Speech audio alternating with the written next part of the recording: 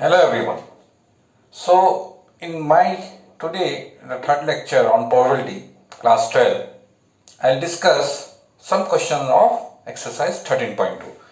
So 13.2 के कुछ questions हम लोग आज करेंगे और अगर time रहा तो we'll move some theory of next exercise. First I'll show you question number 7.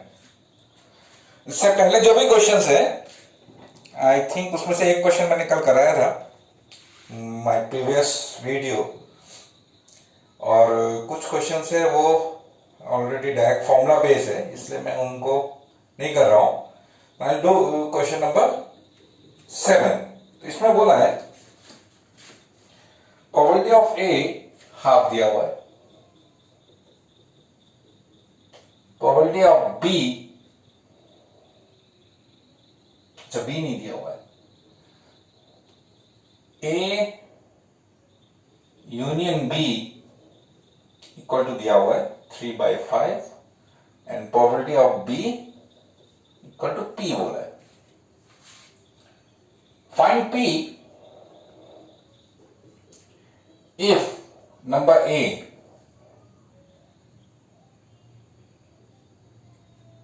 They are mutually exclusive and number B they are independent.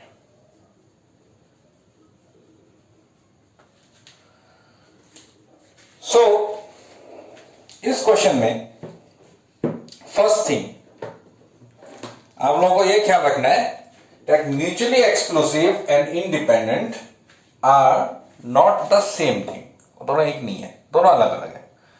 जब हम कहते हैं म्यूचुअली एक्सक्लूसिव इसका मतलब होता है कि दो इवेंट में कुछ भी कॉमन नहीं है, A intersection B equal to 5 for mutually exclusive. So probability of A intersection B 0 होगा। ये है इसका फॉर्मूला, मतलब दो इवेंट सब्सिक्वेंट इवेंट एक साथ होने वाला इवेंट दोनों में कुछ कॉमन नहीं है।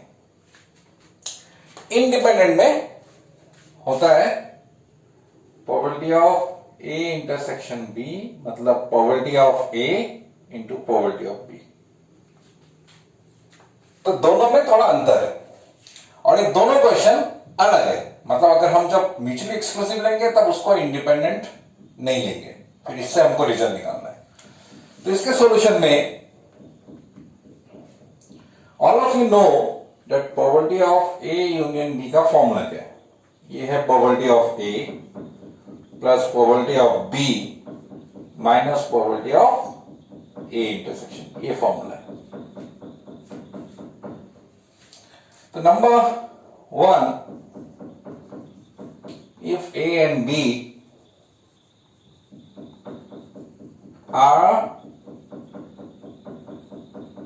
mutually exclusive तब क्या होगा, probability of A intersection B is 0, then this formula will become probability of A union B is equal to probability of A plus probability of B. और probability of A union B हमको दिया हुआ है 3/5, probability of ए दिया हुआ है 1/2 plus P, और यहां से पी का वैल्यू निकालना है and I think you can do it easily. अब दूसरे क्वेश्चन में क्या करना है, दूसरे क्वेश्चन में हमको इंडिपेंडेंट का रिजल्ट यूज करना है। तो इंडिपेंडेंट का रिजल्ट यूज करने के लिए मैंने आपको पहले बताया अगर दो इवेंट इंडिपेंडेंट हुआ तो probability of A intersection B equal to होता है probability of A into probability of B. तो नंबर बी में क्या होगा, ये फॉर्मूला बन जाएगा if A and B are independent.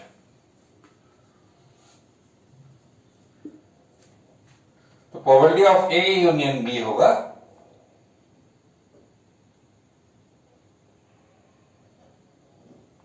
Is equal to probability of A plus probability of B minus probability of A intersection B था, तो उसको लिख देते हैं हम लोग probability of A into probability of B.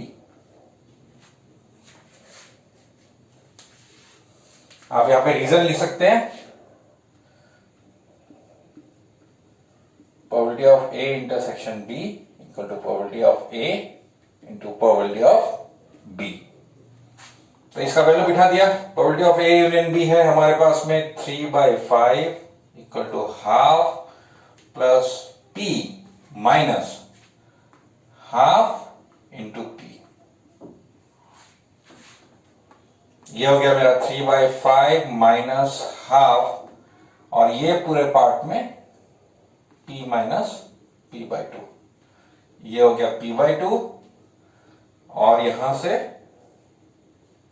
10 6 minus 5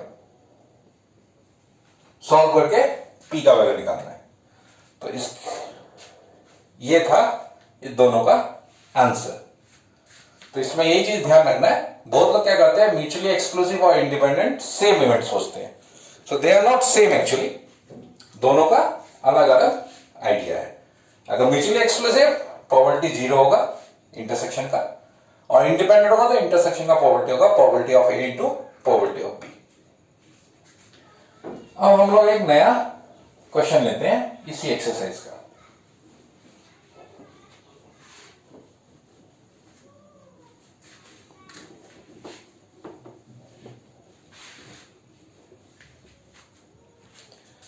next question जो है नंबर 8, ये सिर्फ मैं डिस्कस करूंगा with hints, I will not do the question. तो इसमें दिया हुआ है A and B are independent,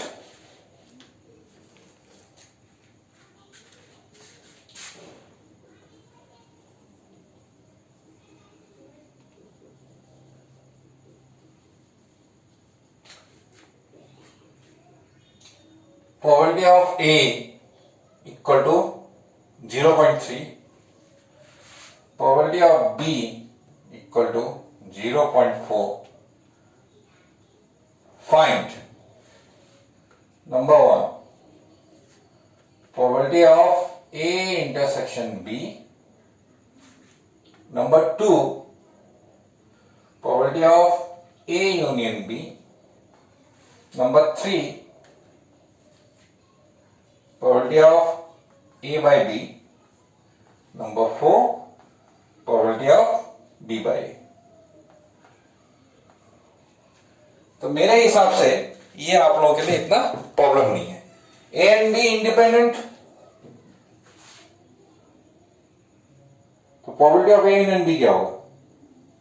probability of A into probability of B। दोनों वैल्यू है आपके पास में, बिठा दीजिए। Probability of A union B क्या होगा? Probability of A plus probability of B minus probability of A intersection B। फिर इसको हम लोग लिख सकते हैं minus probability of A into probability of B। क्यों? Because A and B are independent. अच्छा, probability of A by B क्या होगा? फॉर्मूला के हिसाब से होता है probability of A intersection B by probability of B। मतलब ये probability of A into probability of B by probability of B। क्यों? Because A and B are independent. ये कैंसिल किया प्रोबेबिलिटी ऑफ A के बराबर। So this is your answer. तो ये है आपका क्वेश्चन नंबर 8। हम लोग उसके बाद में क्वेश्चन नंबर 9 मेरे हिसाब से आप लोग कर सकते हैं। क्वेश्चन नंबर 10,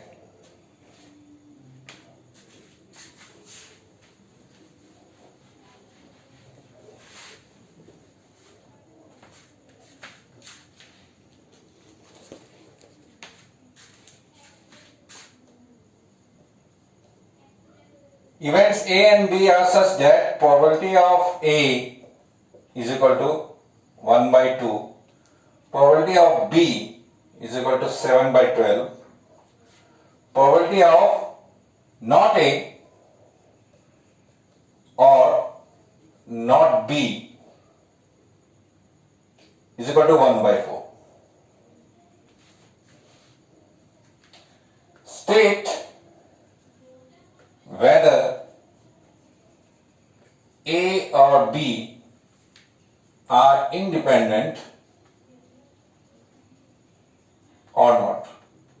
तो आपको पता करना है ये इंडिपेंडेंट है कि नहीं.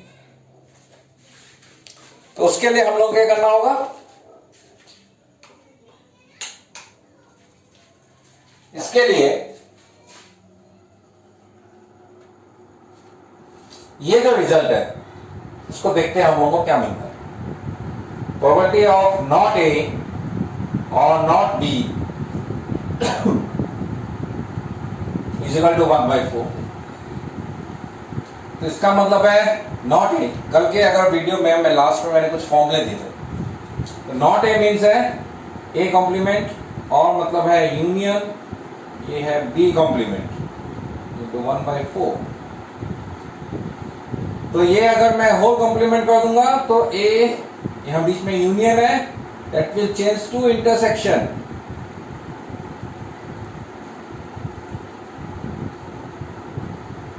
होल कॉम्प्लीमेंट का, और ये कॉम्प्लीमेंट को हटाने के लिए 1 minus probability of A intersection.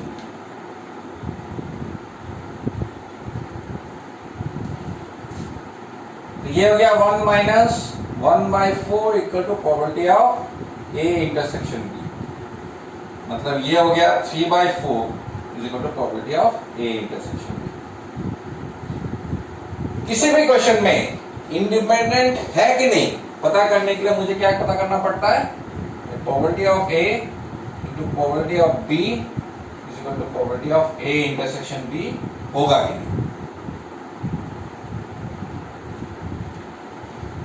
Probability of A intersection भी मिल गया. अब मैं क्या कहूंगा, probability of A into probability of B करके देखूंगा. दोनों क्वेश्चन में दिया हुआ है 1 by 2 इंटू 7 by 12, ये हो गया मेरा 7 by 24.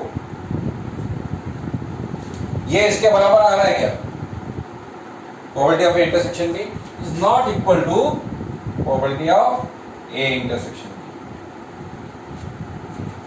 Therefore, A and B are not independent. आपको हमेशा याद रखना है, इंडिपेंडेंट दिखाना है तो आपको ये वाला रिजल्ट चेक करके दिखाना होगा. ये आप हमेशा ख्याल रखिए, ठीक है. उसके बाद में will do question number 12.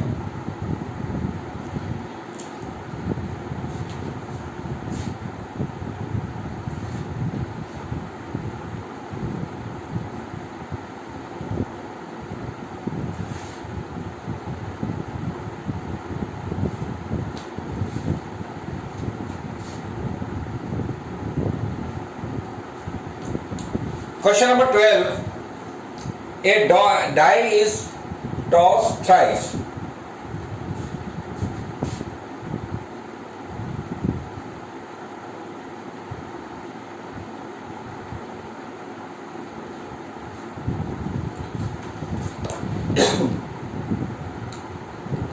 Find the probability of getting an odd number at least once.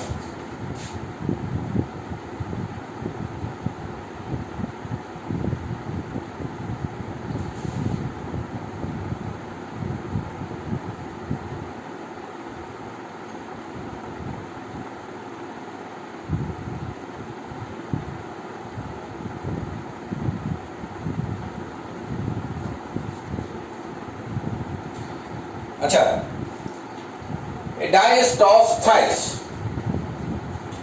The number, all of you know, while tossing a coin, that's a case of किसका, ये independent event, that is independent event, tossing of coin, because first coin का toss का result या first coin की toss की वजह से second coin का toss का result affect नहीं करता. So these are known as independent event. So independent event आने से हमको एक बात का ख्याल रखना होगा कि हमको मल्टीप्लाई करना होगा in case इंटरसेक्शन आया तो. So find the probability of getting an odd number thrice.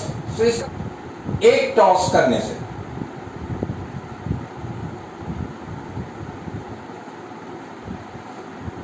Odd number कितना? 3/6. सिर्फ एक के लिए लिख के मैं in one toss sample space कितना होगा ये मैंने निकाल लिया एंड प्रोबेबिलिटी ऑफ ये हो गया 1/2. Probability of even number. So probability of even number 3/6 ये भी हो गया 1/2. ठीक है. अभी मुझे चाहिए at least getting getting an odd number at least once. Question ही मैंने गलत लिखा है. Odd number at least once. At least once. तो ये एक डाइस को थ्रो करना है और एक probability getting an odd number at least once. एक बार मेरे को ऑड नंबर चाहिए. तो एटलीस्ट वंस का मतलब क्या होता है? मैं ये question you should be very very careful while doing this type of question. क्यों? मैं उसका काम बता रहा हूं. So probability of at least once इसका मतलब क्या है कि एक ऑड होना पड़ेगा. तो ऑड इवन इवन ये पॉसिबिलिटी है. इवन ऑड इवन ऐसा करके मेरा पॉसिबिलिटीज अलग अलग है. ई ओ ये है वन ऑड. एक ऑड का केसेस. फिर मेरे को एटलीस्ट वंस बोला है इसका मतलब टू ऑड्स का केस भी आएगा इसमें. टू ऑड्स में क्या क्या होगा? Odd odd even. तो ऐसे और भी तो पॉसिबिलिटीज होंगे. थ्री ऑड्स आएंगे.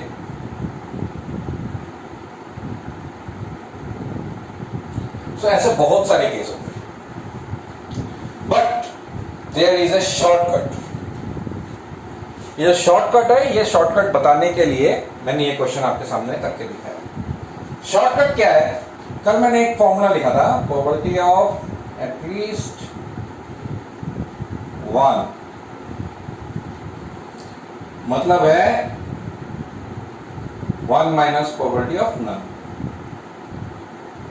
ये फॉर्मूला जब एटलीस्ट वंस बोल के आता है ना कुछ भी क्वेश्चन में, तो ये formula is the easiest way to find the answer. 2 step में इसका आंसर आ जाएगा. It means probability of at least one odd equal to 1 minus probability of none मतलब नो ऑड. कोई भी ऑड नहीं. No odd, what does it mean? Means all even. सब even. No odd का मतलब है all even. So 1 minus probability of even intersection even intersection even. Independent है.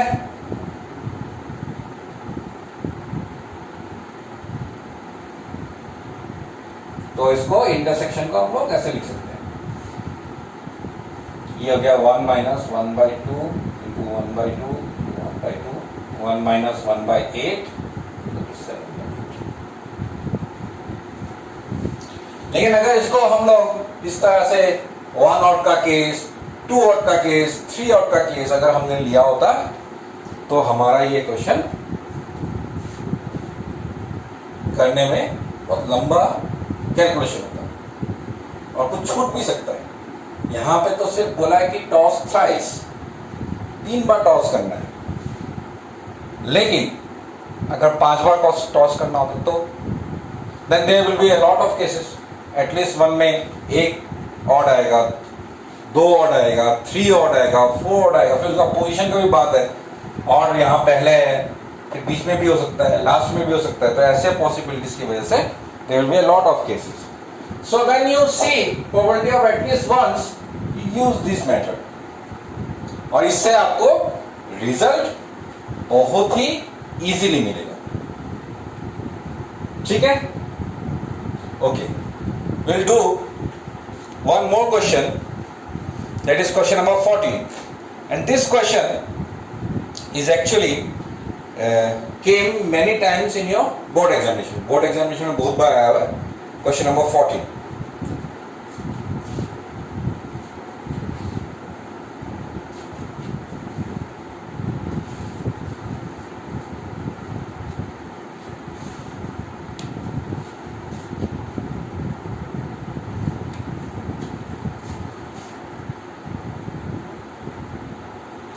Question है probability of solving specific problem independently by A and B are half and 1/3. मतलब there are two students, मैं short में लिख रहा हूँ, two students solve problem independently.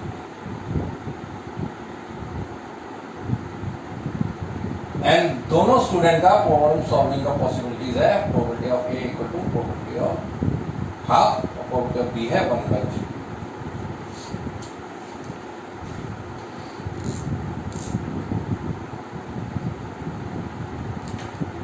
Find the probability that, इसमें दो है, number 1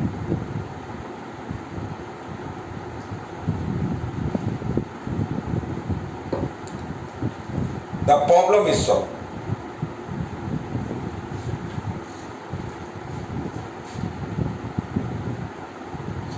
Find the probability that number 1 problem solved. Number 2 exactly 1 solves the problem.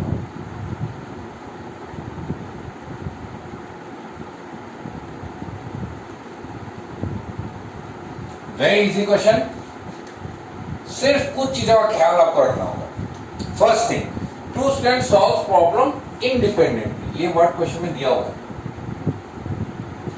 Independently अगर क्वेश्चन में दिया हुआ है, व्हाट डज इट मीन कि ये दोनों इवेंट्स सॉल्विंग का जो है वो इंडिपेंडेंट है।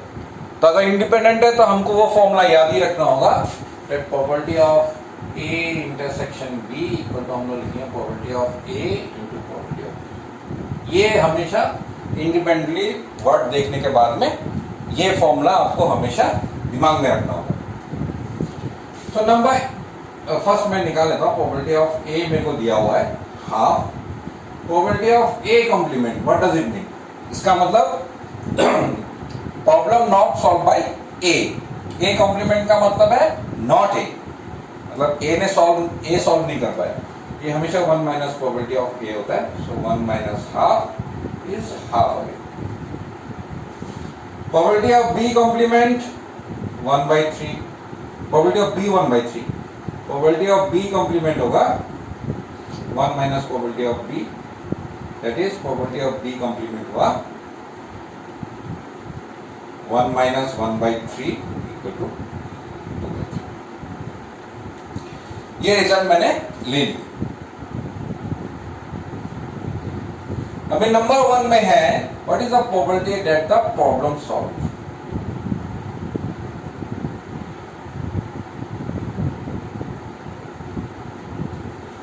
What is the probability that the problem is solved.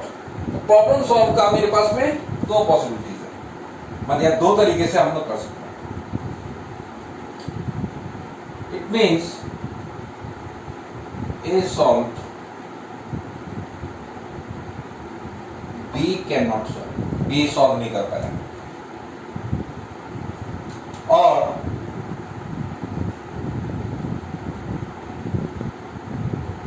A नहीं कर पाया लेकिन B कर पाया, और दोनों ने प्रॉब्लम सॉल्व किया। सो और को हम लोग एडिशन में रिप्लेस कर सकते हैं। इफ द सेम थिंग, एक ही चीज को अगर हम कई तरीके से कर सकते हैं, if they are different ways of doing the same thing, एक ही चीज को हम अलग अलग तरीके से कर सकते हैं। मैं ऐसे भी कर सकता हूँ, ऐसे भी कर सकता हूँ, और means you have to replace it by plus, अगर वो म्यूचुअली एक्सक्लूसिव, मतलब इसके एलिमेंट्स अगर मैच नहीं करते तो इस केस में नहीं होंगे। Now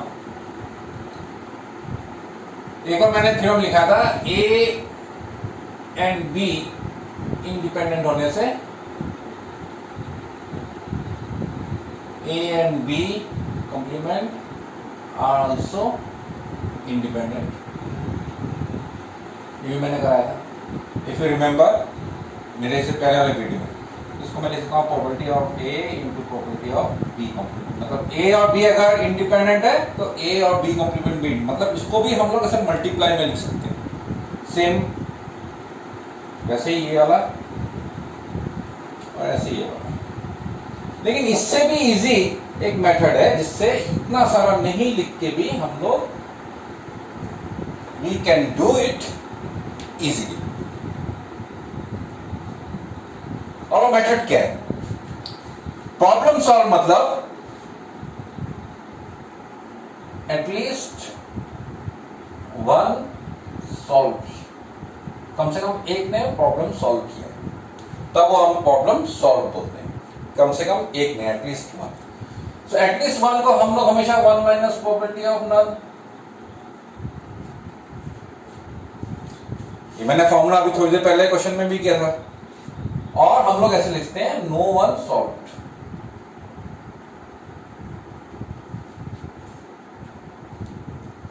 is equal to one minus probability of A complement intersection B complement,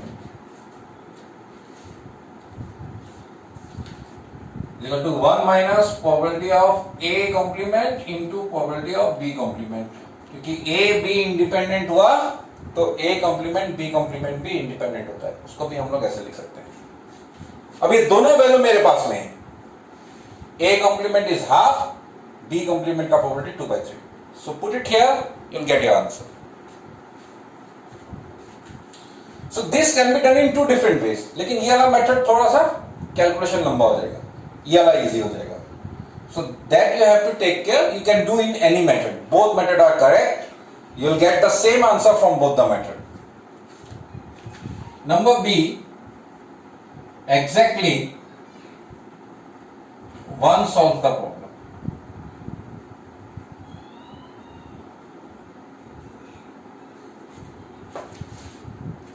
तो इसमें क्या क्या आएगा? A solves, B does not solve.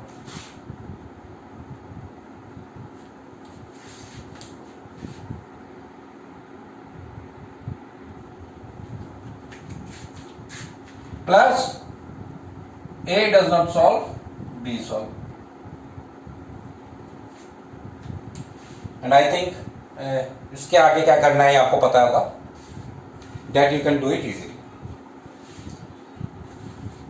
तो A इसमें ये ख्याल रखना, इंडिपेंडेंटली मीन्स हमको मल्टीप्लाई करना है, दूसरा A कॉम्प्लीमेंट B कॉम्प्लीमेंट निकालना है। प्रॉब्लम सॉल्व का मतलब होता है कि कम से कम एक ने वो प्रॉब्लम सॉल्व किया, दोनों भी सॉल्व करने से प्रॉब्लम सॉल्व होगा। Minimum one solve the problem, minimum दोनों में से एक ने प्रॉब्लम सॉल्व किया, दोनों भी सॉल्व कर सकता है। सो ये वाला केस यहाँ आया, ये so instead of doing this long calculation, ये इजी हो जाएगा, that can be done in easy way. ठीक है, इसके बाद में question number 15, I think all of you can do, और आपका question number 16, I think you give it A try. Question number 16 आप लोग ट्राई करके देखिए, and if you can not do, I will solve it in my next video. So I think exercise 13.2 में जितने भी questions हैं वो आप लोगों को जो मैं सोचता हूँ कि I think I should do, मैंने किया है। इसमें से कुछ क्वेश्चंस ऐसे हैं जो आप लोग ट्राई करने के बाद में मुझे लगता है कि आप लोग कर सकते हैं, but in case if you can not do, you just give me a message, obviously I will show you those questions also. So if you have any doubt, you can contact me and I will reply. Thank you very much.